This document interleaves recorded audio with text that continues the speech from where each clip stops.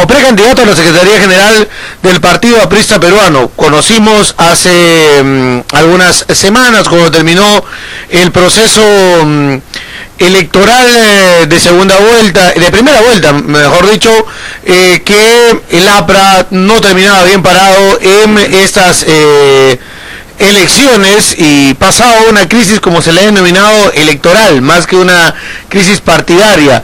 Pero Enrique fue una de las primeras personas que salió a la luz, voceado por sus propios compañeros, como uno de los personajes que podría nuevamente retomar el liderazgo del Partido Aprista Peruano y de esa manera recuperar lo que el APRA ha sido dentro de nuestro panorama electoral. Si bien ellos han logrado mantener su inscripción y mantener los parlamentarios que tenían en el Congreso de la República, lo cierto es que es innegable que hay una crisis interna entre el Partido Aprista. Enrique, ¿cómo está? Buenos días.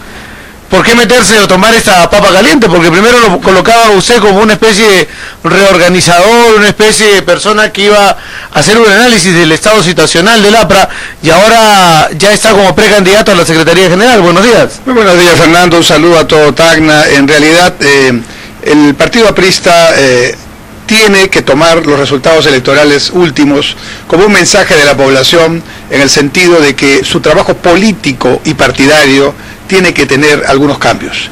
El APRA no tiene que reinventarse. El APRA existe como una ideología, una doctrina, está la conducta de toda su vida de Víctor Raúl Haya de la Torre, su mensaje, su pedagogía.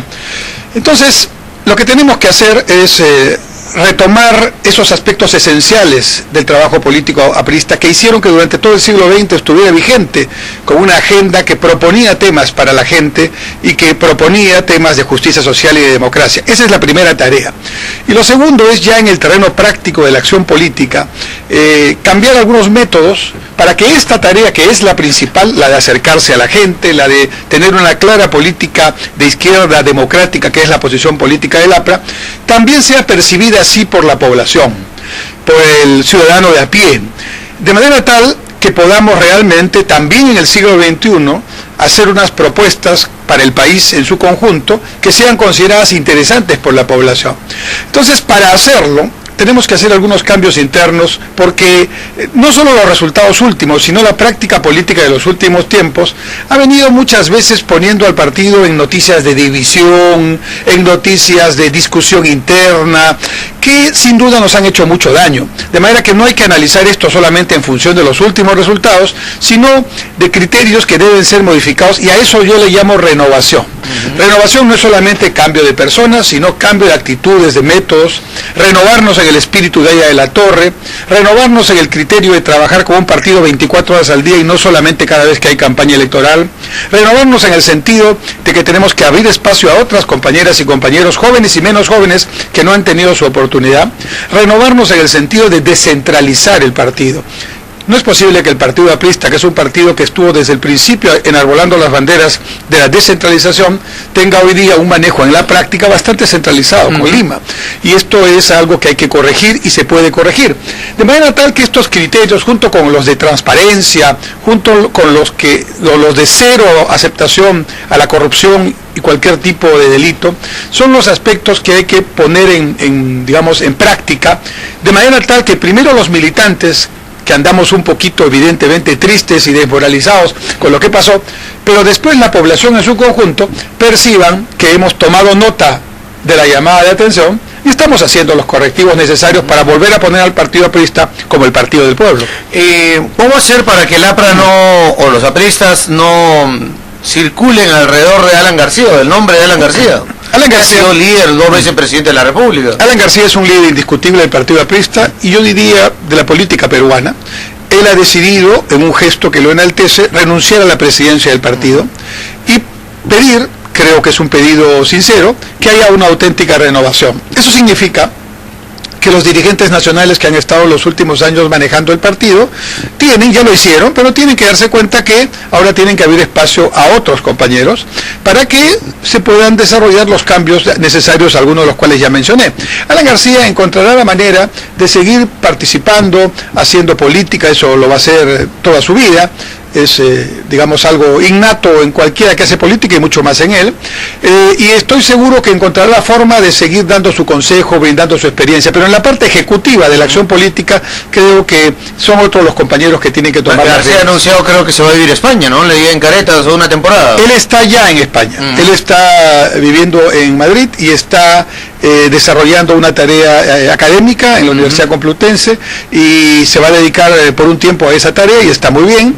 Va a estar viniendo al Perú cada cierto tiempo, pero principalmente en lo que corresponde a la tarea política, va a dejar que el partido establezca democrática y legítimamente sus procesos de renovación. Tenemos un congreso próximo y estoy seguro que allí empezará a producirse el cambio. Primero se verá internamente y luego la población en su conjunto lo apreciará.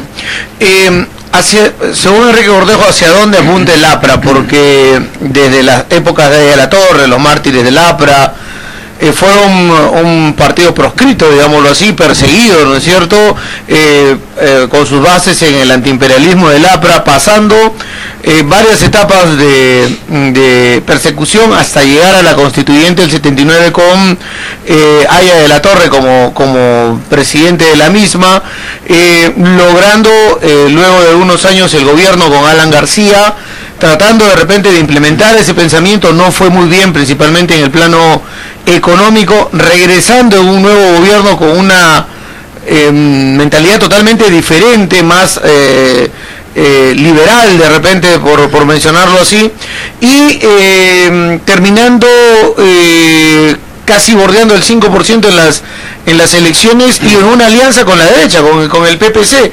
Si yo fuera antiguo aprista, me preguntaría hacia dónde vamos, cuál es nuestro pensamiento, cuál es nuestro norte, y si fuera joven y me han educado con Haya de la Torre y el pensamiento de Haya, también le diría a los líderes apristas hacia dónde vamos. Es correcto.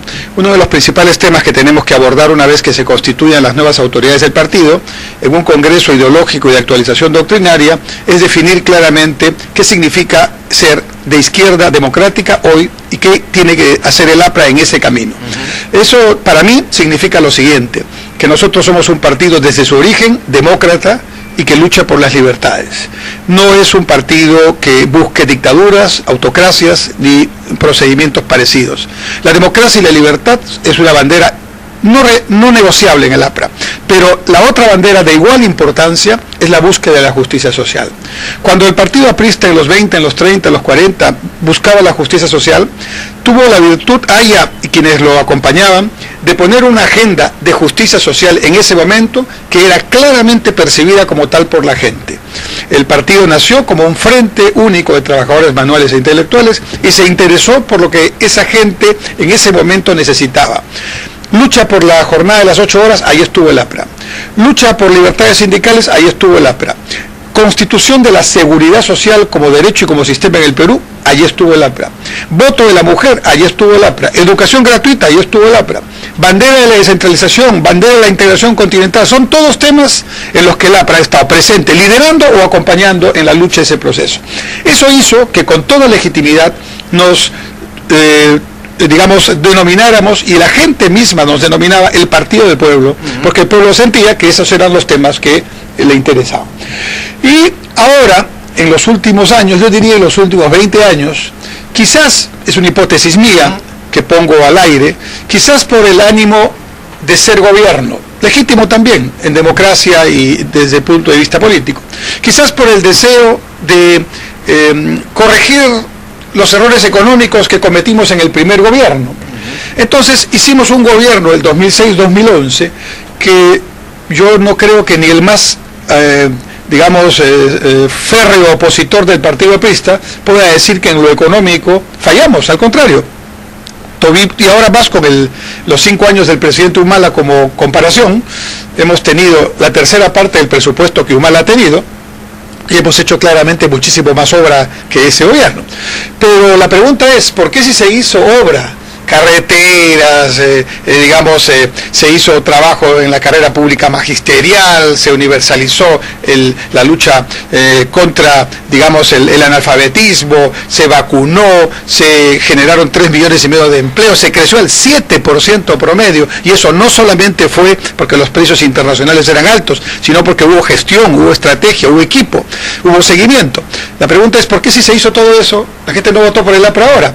La respuesta, creo yo, es porque el partido hace un buen tiempo está alejado en el trabajo político día a día de lo que debe hacer, ¿no? Y eso es lo que hay que corregir, porque está bien, pues dirá, es obligación del gobierno hacer su tarea, pero políticamente, ¿dónde te veo? ¿No? Y los compañeros hemos estado más preocupados por ser candidatos, ¿no? Por ser dirigentes, y no por hacer el trabajo diario político que siempre ha caracterizado a la... Ahora, el trabajo de bases. El trabajo de bases, el trabajo de acercamiento, pero ese tejido social de los 20, de los 30, de los 40, de los 50, también ha evolucionado. Por ejemplo, nosotros somos el Partido de los Trabajadores Manuales e Intelectuales, claro que sí, pero, y eso significa sin duda estar acompañando siempre la lucha de los sindicatos y de los dirigentes que están en ese trabajo de los derechos de los trabajadores. Ahí estamos nosotros. Pero resulta que el 90% de los trabajadores en el Perú no están sindicalizados. La pregunta es, para ellos también debe haber un partido aprista y una propuesta, claro que la debe haber. ¿Qué plantea el partido aprista con respecto al trabajo independiente, que es el de la gran mayoría? ¿Qué plantea el partido aprista con respecto a las pensiones, que es un tema ya no de instalar la seguridad social, sino de darle dignidad? ¿Qué plantea el partido aprista para una salud sin colas, que es ya no crear hospitales, sino darle calidad a la salud? ¿Qué plantea el partido aprista con respecto a los títulos de propiedad y el saneamiento físico legal de los terrenos y propiedades de la gente? ¿Qué plantea el partido aprista con respecto a tecnologías de información como derecho, Wi-Fi gratuito como derecho? ¿Qué plantea el partido aprista con respecto al derecho de todo peruano a ser parte del territorio peruano? Hoy día tenemos provincias enteras como Purús, que siendo del territorio peruano no comunican con el Perú porque están de por medio del MANU y no se puede tocar. Entonces, creo que el APRA tiene la obligación, una vez que resuelva sus temas internos, y los tenemos, de plantearle al país una agenda renovada, fresca y cercana a la gente, con los temas de ayer, pero también con los temas de hoy. Eso es lo que hubiera hecho Aya de la Torre, y ese es el principal defecto que hoy día tenemos. Ahora, en la práctica interna, pues hay que descentralizar. No puede ser que Lima decida cosas por Tacna, por Arequipa, por Trujillo. Aquí en Tacna, los compañeros tienen que tener la obligación y la responsabilidad de trabajar bien y de hacer unidos y en fraternidad y no en división el trabajo político, la elección de sus dirigentes, la elección de sus candidatos, nada de imposiciones desde Lima, pero con voto, con el voto. El voto tiene que ser, y así es en democracia y en el partido aprista lo debe ser también, el sagrado elemento que haga la diferencia. En consecuencia, nosotros tenemos que hacer varias cosas rapidito, si nos dan la responsabilidad. Primero es asegurar un padrón electoral del partido aprista limpio de toda interferencia y que permita, por un lado, estar seguro que todos los apristas están y ninguno ha sido sacado, entre comillas, del padrón, pero en segundo lugar, asegurar hacia adelante una apertura de ese padrón para todos aquellos que se quieran inscribir de acuerdo a las normas. En segundo lugar, tiene que haber claramente una decisión de organizar al partido cercano a las bases. Un militante, un voto. Y ese debe ser un principio fundamental y es el gran pedido de todos los militantes en el Perú. En tercer lugar, debe haber transparencia en el manejo de los recursos económicos, dando cuenta de lo poco que haya o lo mucho que haya, pero sobre todo usando los recursos de una manera descentralizada. Si se le pide a los compañeros de Tacna que busquen recursos para una campaña electoral, el 60-70% de esos recursos deben quedarse en Tacna. El 30% no ir a Lima. Lima debe buscar sus propios recursos. Y ese 30% debe ir a un fondo común para ir a los lugares más alejados donde hay necesidad de recursos que los compañeros necesitan. De esa manera, en la práctica política diaria, el APRA tiene que dar ejemplos de descentralización, de democracia interna, de renovación, que son los grandes temas que se le pide a los partidos políticos. Y no se puede predicar cuando no lo estás aplicando internamente. Ahora, si salieron bien aprobados en el tema económico cuando fueron gobierno del último, pero también la gente siente, y tú sabes que en el sur hay un voto contestatario, de que no se les cumplió los ofrecimientos de campaña electoral. O sea, como candidatos que se aparecían, pasaron a segunda vuelta, se pegaron más hacia a izquierda o a discursos de Humala, y al final no terminaron cumpliendo, y la gente de repente por eso pasa factura. No restitución de la Constitución del 79, no a la eliminación de los servicios, que fueron algo que García ofreció en campaña electoral, lo dijo acá en el sur del país, y en el tiempo no se cumplió. Sí, hay varios temas que no cumplimos, otros que sí, pero también hay un tema en particular que no lo afrontamos con la decisión y con la convicción con que creo que la gente esperaba que lo votemos, el tema de la corrupción. Y la respuesta no fue buena cuando salió los narcoindultos, por ejemplo. No solamente no fue buena, sino que fue tardía. En política no solamente hay que hacer las cosas bien y transparentemente, sino hacerlas a tiempo. Y yo internamente era uno de los que planteaba que si en el 2001 y 2006 el problema del APRA era que la gente podría decir, oye, ¿por qué voy a votar por ti si tú no sabes manejar el gobierno económicamente? Y tuvimos que esforzarnos para demostrar que sí lo hicimos. Ahora el tema no era ese, el tema era demostrar cómo íbamos a deslindar de la corrupción y qué íbamos a hacer para luchar contra la corrupción si eventualmente fuéramos gobierno. Y yo era de los que planteaba que un año antes, mucho antes de la campaña, nosotros tocáramos este tema. Primero deslindando con todo acto de corrupción, deslindando con el tema llamado narcoindultos, que finalmente fue una gran estrategia de las pocas casi que ha tenido Humala, y esta sí fue exitosa, de hacer bajo cualquier punto de vista que la asociación entre narcoindultos y APRA estuviera allí presente en el imaginario del peruano. Y se logró. Y nosotros no tuvimos ni los reflejos, ni la fuerza para salir adelante, decir, un momentito, ¿no? Este tema de los narcoindultos, que se investigue, que se judicialice, si hay algún responsable, se individualiza, se sanciona, pero eso no es el APRA. Y no solamente eso, como demostración de que este es un tema tan sensible que nosotros también lo tomamos de esa manera, en este momento tomamos decisiones para tratar de deslindar de aquí en adelante con todo acto de corrupción, limpiando el padrón de eventuales circunstancias vinculadas a delitos o a circunstancias parecidas, haciendo que una comisión de notables del partido, o mejor de fuera del partido, venga y nos diga cómo autogenerarnos sistemas de control, porque nadie está libre de esta infiltración, que venga alguien y se inscriba y de repente está metido en algún lío, en algún delito criminal, cualquiera que sea. Entonces, eso hubiera sido quizás percibido por la población, de repente no con la totalidad de la credibilidad que el tema amerita, pero sí como una intención clara, concreta, decidida de deslindar. Y luego, lo más importante, si queremos el voto de los ciudadanos, ¿qué le proponemos al país para que el tema de la corrupción sea un tema que claramente no tiene posibilidad en una acción de gobierno?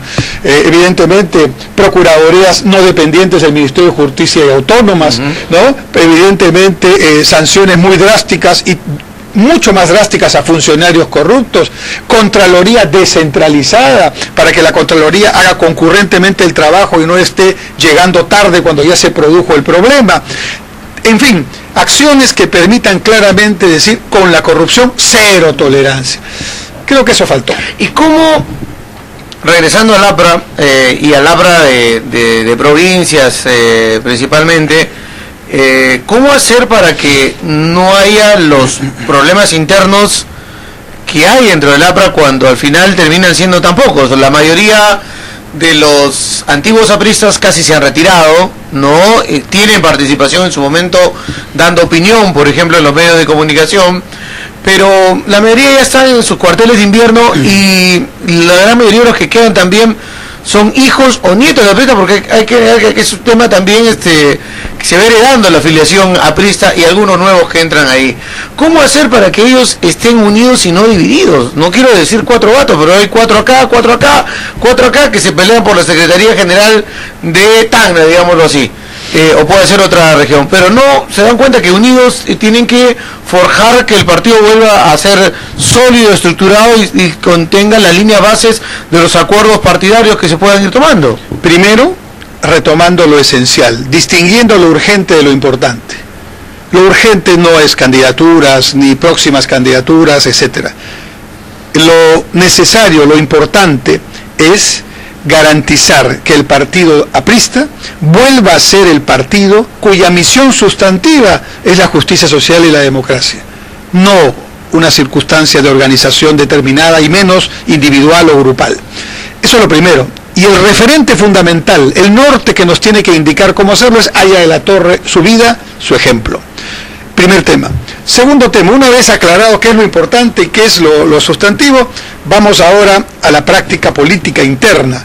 Yo creo que efectivamente esas muestras de división, de búsqueda aparentemente, únicamente de puestos y de dirigencias que finalmente no hacen lo que pretenden hacer, se ha producido en parte porque la organización misma a nivel nacional lo ha estimulado.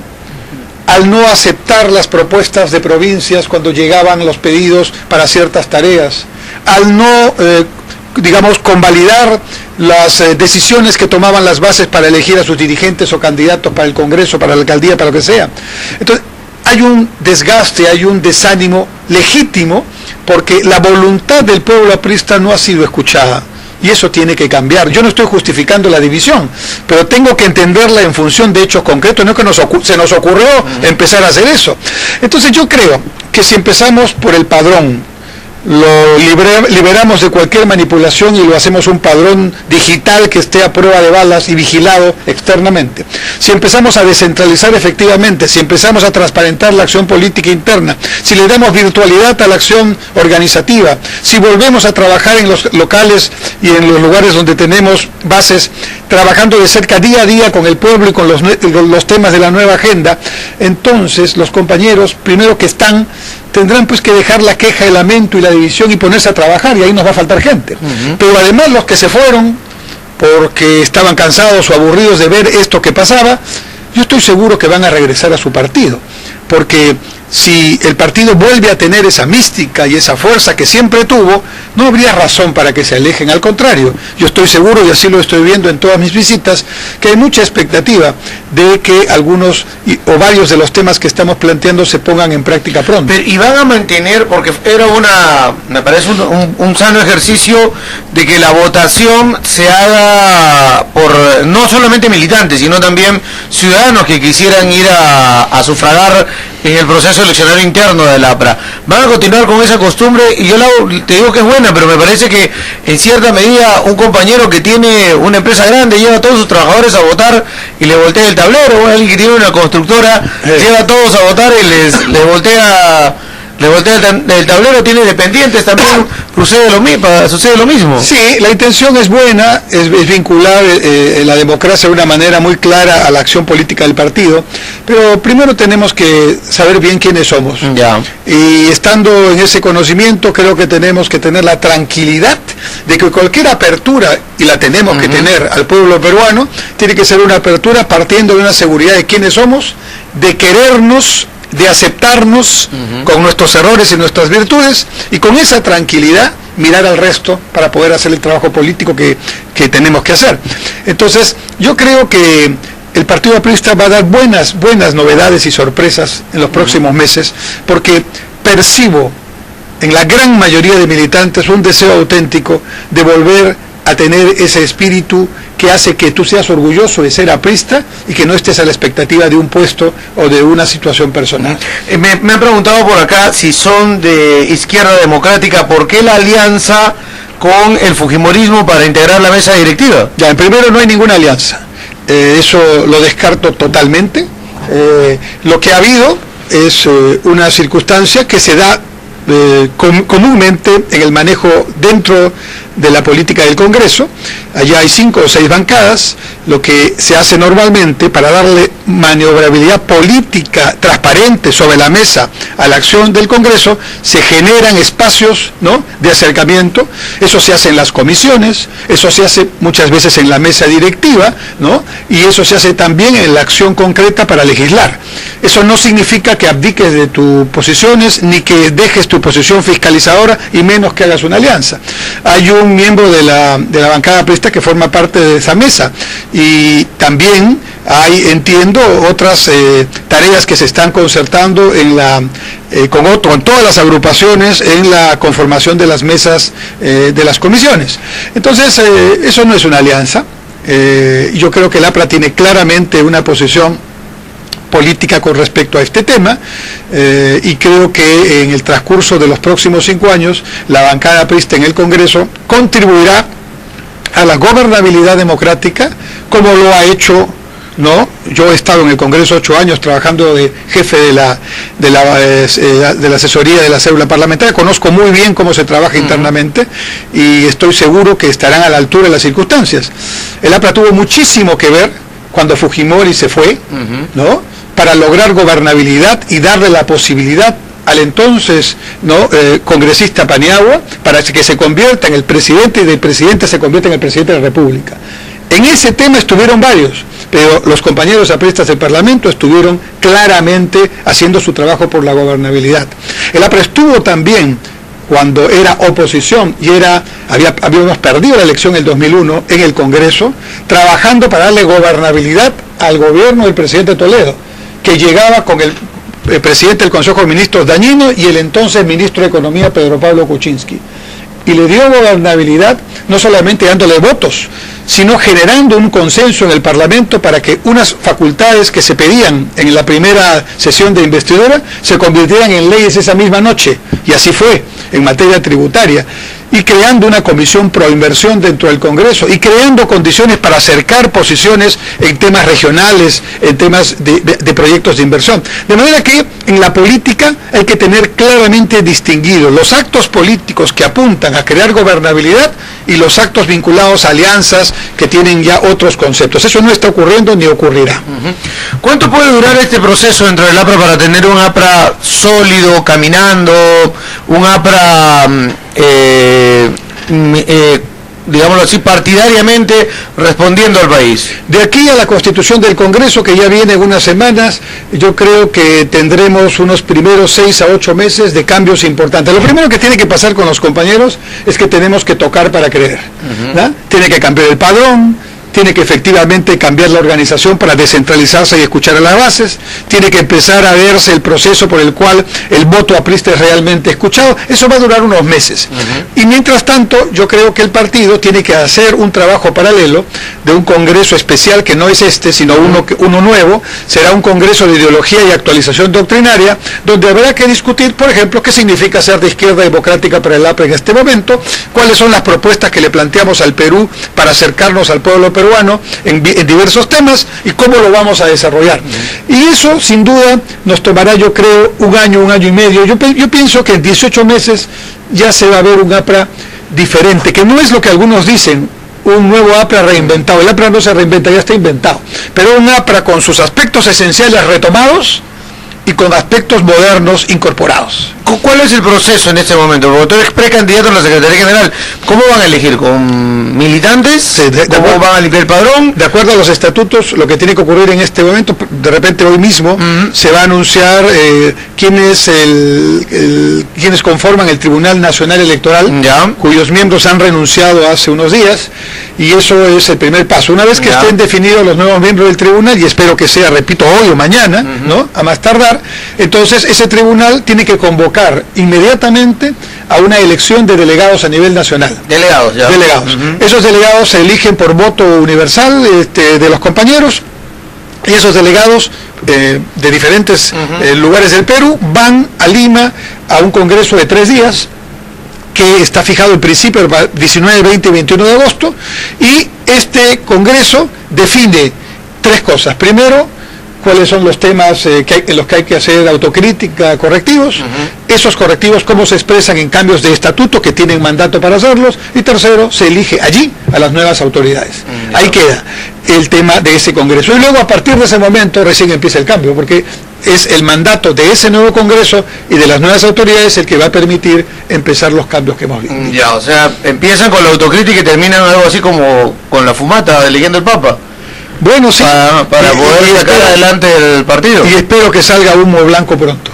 Ojalá. ¿Y cuánto dura ese congreso? Dura 3 días. 3 días. Y eso todavía no está programado, o sea que el tribunal... Pero en realidad sí está programado. Electoral. Sí, está programado para el 19, 20, 21 de agosto, pero como comprenderás, creo que se va a postergar algo, pero no mucho, porque esto ya está encaminado. Ya todas las bases del partido están preparando sus temas. Hay unas discusiones temáticas, y ya estamos preparados para elegir delegados en el momento que se diga, y una vez que los delegados estén estén elegidos inmediatamente al Congreso. No, mirando el tema un poco políticamente en lo nacional, ¿no crees que 18 meses es mucho pensando en que hay un Congreso con 73 parlamentarios fujimoristas y otro partido que gobierna y que tiene mínima bancada, no mínima, pero pequeña bancada parlamentaria comparado con eso, y que las cosas pueden complicarse en los próximos meses y se van a necesitar partidos activos y sólidos? No, yo no digo que en 18 meses recién nos van a ver, nosotros vamos a trabajar desde el segundo día, desde el primer día, pero claro, la Dirección Nacional de Política se va a convertir en la Comisión Política, espero, de alto nivel y consultiva, y el Comité Ejecutivo Nacional ya va a estar en funciones con la Secretaría General y todos sus órganos funcionando, y entonces la célula parlamentaria aprista tiene que coordinar, como lo manda el estatuto, con la línea política que el partido establezca, y con otros órganos también. Eso se va a ver inmediatamente. La línea política del partido va a estar clara desde el primer momento, pero me preguntabas, ¿cuándo la gente va a percibir el cambio? Yo creo que la gente va a percibir el cambio cuando vea que los locales partidarios están abiertos, cuando vea que en esos locales partidarios nuevamente empieza el comedor del pueblo, el taller de oratoria, la clínica dental, cuando vea que los compañeros ya no estamos en divisiones por el puesto, sino preparándonos para trabajar por cómo hacer wifi gratuito, cómo dar título de propiedad. O cuando hay un pronunciamiento, si quieren, los medios sobre temas nacionales o regionales. Eso, ¿no?, se va a ver desde el principio. ¿No? Eso se va a ver desde el principio. Desaparecido ese seno con un problema regional. En este momento tenemos una situación muy peculiar porque los pronunciamientos son individuales. En todos lados está pasando eso. Entonces hay pronunciamientos sobre tal tema local o sobre tal tema nacional, pero es el pronunciamiento del compañero o de la compañera, porque los órganos que normalmente se encargan de canalizar democráticamente esta línea del partido no están funcionando. Entonces tenemos que correr. Y el mensaje desde aquí, desde Tacna, lo hago para los compañeros que están encargados de la conformación de este Congreso, es que por favor avancen rápidamente, definan ya quién es el Tribunal Nacional Electoral, convoquen a los delegados y rápidamente hagamos este Congreso ya, que es el clamor de la militancia aprista en todo el país. Algo rápido, en los primeros días de Kuczynski. Creo que, aparte de algunas declaraciones que han sido claramente errores y que fueron rectificados, creo que los pasos que está dando van en buen camino. Creo que su gabinete, como lo conversamos cuando en algún momento... Después del mensaje. Creo que su gabinete tiene gente muy valiosa, muy experimentada, que va a hacer un trabajo bueno, estoy seguro que va a ser así. Otros no tienen la experiencia, pero parece que han sido elegidos con criterios meritocráticos, de manera tal que con la experiencia en el manejo público que tiene Kuczynski, que tiene Zavala, y 2 o 3 ministros más, yo creo que el gabinete en su conjunto va a ser un gabinete que va a empezar a trabajar pronto. Por lo que le estoy escuchando al presidente Kuczynski, está muy interesado en poner en práctica cosas y acciones muy concretas de los 5 temas, ejes temáticos que ha planteado. Y eso está muy bien. Ahora viene el turno de los ministros y de los equipos de trabajo que los ministros convoquen, que es fundamental, porque un ministro puede tener la mejor buena voluntad, pero el aparato del ministerio, de la institución que dirige, es tan complejo que si no tienes claridad en escoger y en convocar y a veces en permanentemente seguir de cerca el tema, se te va de las manos si pasa el tiempo. Yo espero que puedan hacerlo y en ese sentido creo que los próximos meses vamos a ver desde el Ejecutivo medidas muy concretas que van a ayudar en los temas planteados de crecimiento, de seguridad ciudadana, en temas de educación, de salud y de infraestructura.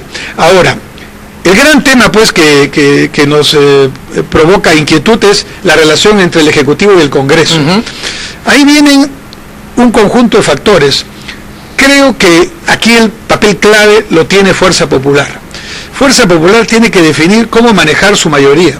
Si la manejan autoritariamente va a ser un problema para el país, pero también para Fuerza Popular, que va a quedar con una mochila mucho más grande para la siguiente campaña de producirse, y espero que no sea así, porque a todos los que ya conocemos se dirá, bueno, y ustedes, en lugar de darle gobernabilidad, ¿qué hicieron? Le complicaron la vida al gobierno democrático, y eso no lo queremos. El pueblo es así como nos ha castigado a nosotros, castiga con mucha severidad.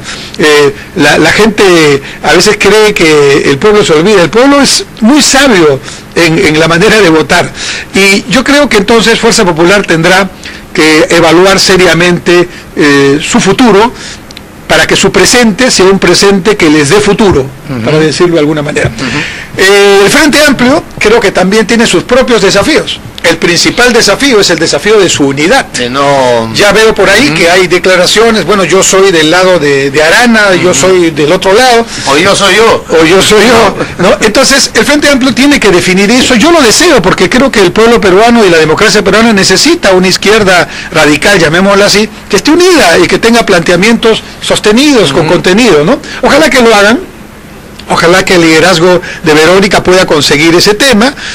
Hay mucha gente valiosa dentro del Frente Amplio que tiene muchas ideas honestas y yo creo que son gente que cree en lo que dice. Entonces, ahora lo que tenemos que hacer es buscar en esos espacios políticos puntos de consenso, ¿no? El APRA tiene su propio tema, ya hemos conversado abundantemente aquí, y en el Parlamento estoy seguro que harán el trabajo que corresponde. No somos muchos, pero creo que vamos a tener una presencia importante. Sí, el hecho de que si Fuerza Popular se vuelve, o la gente lo siente intransigente, que coloca barreras o barricadas a los pedidos que haga el Ejecutivo, le va a hacer mucho daño también, no solamente al país, sino a Fuerza Popular, sí, ¿no? Porque ya las encuestas están demostrando y diciendo que la imagen de Fuerza Popular y de Keiko Fujimori ha caído en las últimas semanas, sobre todo por ese tema del no saludo a la presidencia, el último mensaje que también que dio el 28 de agosto, 28 de julio, perdón, donde casi dice que ellos iban a sacar sus proyectos del Congreso y que los tenían que desarrollar el Ejecutivo, prácticamente gobernando en la sombra. O sea, ahí hay un tema de no aceptación del... Sí. Tiene que, supongo que en los próximos semanas ir calmándose las aguas, esperemos sea así luego de la presentación del gabinete, ¿no? Creo que sí, creo que Zavala ha hecho un buen papel hasta el momento, es crear condiciones y un espacio para él y su trabajo en la presidencia del Consejo de Ministros que dé sensación y seguridad de acercamiento, de consenso. Yo creo que eso está muy bien y me parece que ya habría que dejar todos estos asuntos de saludos, adjetivos, especulaciones y ponerse a trabajar.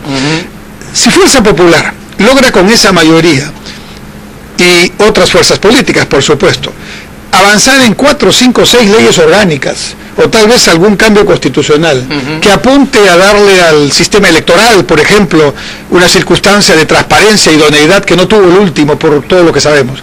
Si avanza en términos de legislación para conseguir penas efectivas y duras para los delincuentes, para los narcotraficantes, para la corrupción, si avanza en temas de darle gobernabilidad para generar espacios que permitan mejorar la educación y avanzar en los temas de salud, ¿quién podría estar en desacuerdo?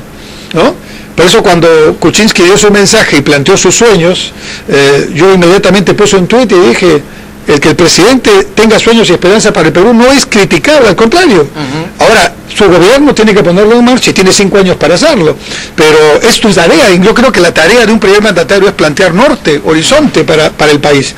Ahora, hay temas sí más conflictivos, ¿no? Por ejemplo, en el tema de la inversión, sí creo que, por ejemplo, discutir Tía María Oconga entre Frente Amplio, Fuerza Popular y las otras acá sí puede tener un problema mayor, pero aún en esos temas conflictivos se pueden generar consensos. Por ejemplo, vamos a no ponerle nombre a este asunto, pero ¿por qué no le ponemos un espacio de consenso a la búsqueda de bajar conflictividad social, pensando que esa licencia social debe tener 3 o 4 temas que efectivamente sean logrados? Porque buena parte de la conflictividad se debe o a ausencia del Estado en las zonas mineras o de proyectos de desarrollo, o a presencia del Estado contraproducente, que más bien ha generado desconfianza en la población y ha provocado incluso circunstancias de contaminación. Entonces, ¿por qué no buscar consenso para que el Estado por lo menos tenga 3 o 4 temas donde sí sí podemos ponernos de acuerdo y dejar ya que la ideología y los puntos de vista se discutan democráticamente, porque también esto es una democracia, tenemos que tener puntos de vista diferentes, pero también tenemos que tener la capacidad de escuchar y de lograr acuerdos mínimos en bien de la población. Yo tengo confianza, y la tengo porque, como digo, en mi experiencia en el Congreso como asesor, es mucho más fácil conversar, concertar, que Conversar no es pactar, como decía Ramiro Pérez, ¿no? Es mucho más fácil hacerlo entre 5 o 6 grupos que responden a una unidad. En este momento eso pasa en el Congreso. Ojalá que siga pasando, es decir, que los 5 o 6 voceros representan el sentir de su gente. Muy bien, lo que pasaba antes en el Congreso es que habían 20 grupos y cada uno iba, discutía, pero cuando los voceros conversaban, luego los desconocían sus propios miembros. Entonces no se puede trabajar así. Trabajando con 5 o 6 creo que vamos a tener una inmensa posibilidad de lograr puntos concretos y legislación concreta. Yo soy optimista con respecto a la actuación del Congreso. ¿El IGB va a reactivar la economía, va a hacer que más se formalicen más o puede haber formalización de las empresas? Porque hoy yo no pago nada, sí, claro, y el formal paga 18, pero me va a pagar 17 el formal y yo voy a seguir pagando nada, ¿no? Esa es una ¿Me conviene o no me conviene? Esa es una pequeña o gran camisa de fuerza que tiene PPK, porque entiendo su deseo de honrar su palabra, y eso está bien, pero al hacerlo se genera un problema. Hasta el gesto fue claro el día del Congreso, ¿no?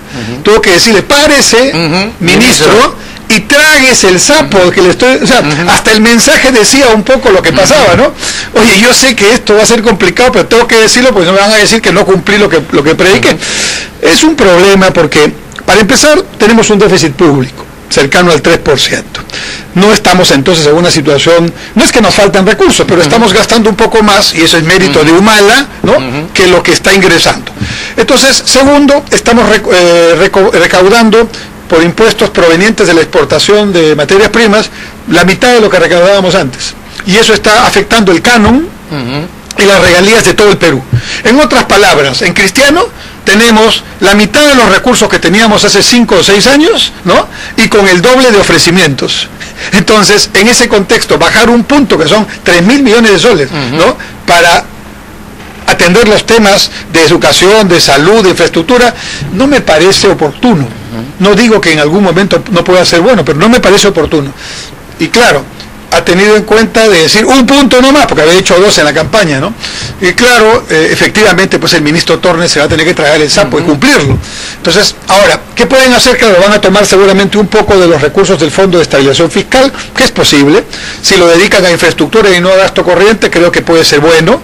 Pero, como tú dices, si el grueso de la gente no está pagando nada de impuesto, paga 0, y de pronto le dicen voy a bajarlo de 18 a 17, bueno, digo que sigan bajando los saludos, ¿no? Sí, yo no es un tema mío. ¿Y cómo harías tú para ser atractivo de que alguien se formalice? Lo primero que haría es declarar el sinceramiento patrimonial hoy de todos los que están. Es un tema complicado, porque puede haber allí algún sinceramiento que se originó no muy claramente. Ya pues, pero para eso, por defecto, las entidades correspondientes, Ministerio Público, SUNAT, hacen su trabajo. ¿De dónde conseguís esto? Claro, mira, yo tengo el siguiente razonamiento. Si hoy día abren quienes nos están escuchando la página web de la Superintendencia de Banca y Seguros y buscan el dato de índice de bancarización, que son transacciones financieras en soles o dólares sobre Producto Bruto Interno, van a encontrar hoy que el dato es 0,31%. ¿Qué significa esto? Que de cada 100 soles que hay en el Perú, solo 30 soles pasan por el sistema bancario, sea porque un depósito, una transferencia, una tarjeta de crédito, un crédito, lo que sea. Y 70 no pasan. Pregunta de oro. Los 70 que no pasan por el sistema financiero, ¿son producto de la corrupción, el narcotráfico, el lavado de dinero, la coima, lo que sea? Bueno, mira, todo el sistema financiero es 30. Yo creo que poniendo exageradamente, digamos que la corrupción, el narcotráfico, el lavado, el mercado negro, sea 20%. Ya mira, pongo 30%, el tamaño del sistema financiero, creo que estoy exagerando. Me quedan 40%, que es más que lo que el tamaño del sistema financiero formal tiene, todos los bancos juntos. Ese dinero está rondando todo el Perú. Por eso es que cuando en algún lugar, aquí tiene que resolver ese problema, se forma un gran mall, ¿no es cierto? Al día siguiente toda la gente va a comprar. ¿Cómo van a comprar si no está bancarizado? Porque el dinero está fuera de los bancos, ¿no? Por eso pones una tienda agradable, un restaurante bonito, y la gente va y compra. ¿De dónde salió el dinero? ¿Qué pasó? Una buena parte del dinero no está en el circuito formal. Entonces, pregunta, yo a ese grupo que no está tributando, ni quiere, ni porque dice que ese dinero se va a perder, le digo, oye, te voy a bajar el 1%, o te voy a... No, yo no le estoy afectando. En cambio, si le digo, oye, yo sé que tú estás en el paralelo, no te voy a juzgar cómo llegaste, porque de repente llegaste a esa situación, porque yo he estado, te la hice difícil, no te lo permití, te puse unas licencias inmanejables, o de repente dije, dame tal comisión para darte la licencia, todo eso pasa, ok, yo ahora reconozco lo que tienes, punto. En ese día el PBI sube 2 o 3 puntos, potencialmente. ¿Por qué? Porque yo ya puedo tomar un crédito, yo ya puedo ir al banco y decir, ¿saben qué? Este edificio que no existía, que sí está en la práctica ahí, pero en el catastro en un terreno, ahora vale 100, con esos 100 dame crédito, con esos 100 dame mi tarjeta, con ese 100 empiezo a activar. Y lo metes al sistema. Pero en una, como dicen los muchachos. Ahora, alguien me dirá, oye, pero vas a validar propiedades que indebidamente, ahí está pues el 20 que digo, ¿no? Ya, pues, entonces que las instituciones correspondientes hagan su trabajo sin extorsionar, porque ese también es otro problema. Se hizo un ingreso, una posibilidad para que todos los informales se volvieran formales. Se les dio esa posibilidad. Muchos ingresaron. Pasó, por ejemplo, con la gente de Gamarra en Lima. Vamos a volvernos formales, perfecto, todos contentos. El día siguiente se apareció el Ministerio Público. Dijo, ya muy bien, dame las facturas de todo lo que has comprado en los últimos años antes de tu formalización. Oiga, señor, si yo era informal justamente porque no tenía, no importa. Entonces, delito de lavado de activos, investigación continua para este asunto. O si no, extorsión para que no estés en el delito, ¿no? Entonces, claro, hay que hacer las cosas bien, ¿no? Y en todos los lugares se cuecen habas, hay que generar condiciones transparentes para poder hacer las cosas, pero yo haría eso, y creo que daría mejores resultados que bajar los impuestos. Perfecto. Hoy estás en el sindicato de choferes, ¿no? Sí, estamos ahí. A partir de las 7 de la noche. Esperamos que vayan todos, están invitados, vamos a hablar de... Es abierta, no solamente Sí, y sobre todo... Un pedido especial a mis compañeros que hace tiempo no van al local, que no están cerca del partido, que están por razones válidas, enojados o desmotivados. Vayan, por favor. Vayan, conversemos. Es momento de retomar el partido de la Torre con la fuerza y la vibración que se necesita. Bien, ha estado Enrique Cornejo, les reitero, hoy va a estar en el Sindicato de Choferes, Avenida 2 de Mayo 464, a las 7 de la noche, conocen de 2 cuadras más arriba acá de los estudios de nuestra emisora, y la provisión hacia el futuro. Nosotros también estaremos ahí. Gracias, Enrique, por visitarnos. Muchas gracias, Fernando. Bienvenido siempre a Tacna. Gracias.